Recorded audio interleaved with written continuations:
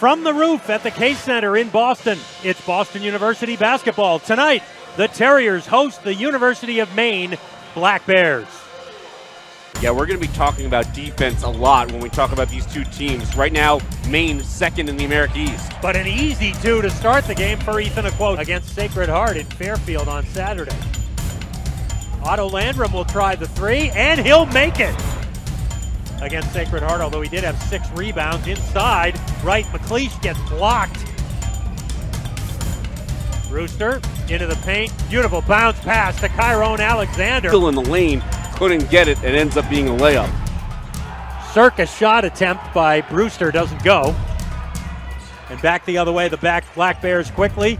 Right, McLeish with the first 3 of the night for Maine, and that makes it a 2-point game. Heart, the Terriers jump out to a hot start. Things cool down, and then Sacred Heart had a lead, and there's a 3 as well by Tynes. They're going to call it a 2. Foot was on the line position, but again, Otto Landrum with the foul trouble. They're not going to go to Otto in this first half. Too afraid of picking up a third.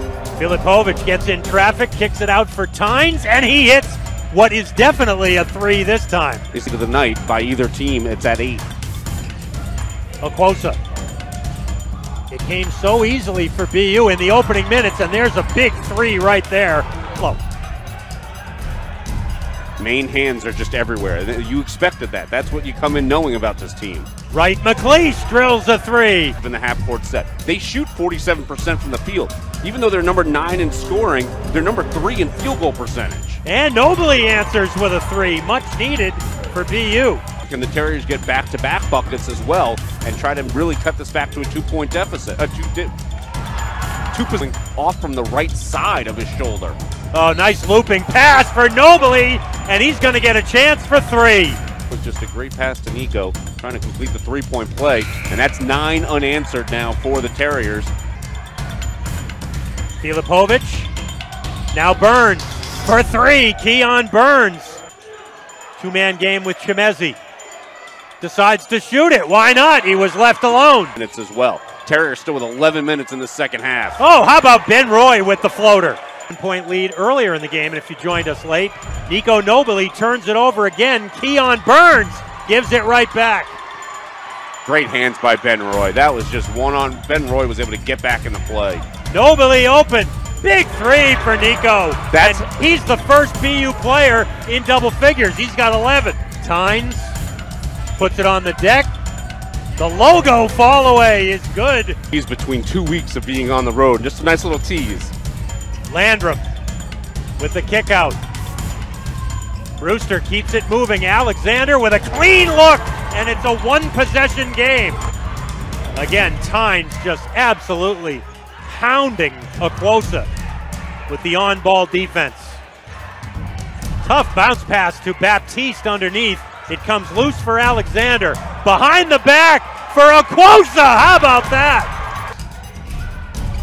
Landrum draws 3 defenders practically. Finds the open man, and Matai Baptiste ties the game at 60. I think you're trying to say Matai the game right there. Brand new game with under 4 minutes to go. Tynes hits a big shot. Yeah. Shot clock at 8. Tynes gets a screen from Cisse, tries the foul line jumper. Wow, in crunch time, he has been hard to catch. Terriers really be able to get to that point where it was tied at 60, but credit Maine, they had the last run in them. Landrum misses both this time and then misses the follow on the offensive rebound. But the third attempt after the free throws and then the Landrum miss, Alexander throws it in for 2. Miles Brewster may take the last shot of the game. He does, and Maine gets out of Boston with a very impressive 74-65 win over the Terriers. Let's get to Brian Moore now with BU assistant coach Mike Quinn. Mike, you look at this game, and let's go back to when it was 60-60. Maine finished this game on a 14-5 run. What was the difference in the last 3.5? Yeah, they made plays down the stretch. They got good shots. We let them get to the paint.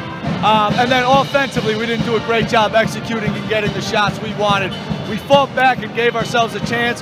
We got to learn to win those games down the stretch. Well, I want to highlight that because this is 2 games in a row where the 8-minute mark ended up being a positive time for this BU team. At the 7.5-minute mark, this Terrier team battled back to make it 60-60. How impressed were you with that kind of span even before the ending? Yeah, they fight. We got a group that does fight. We love their toughness. We turned it over too much today. Gave them points in transition because we turned it over.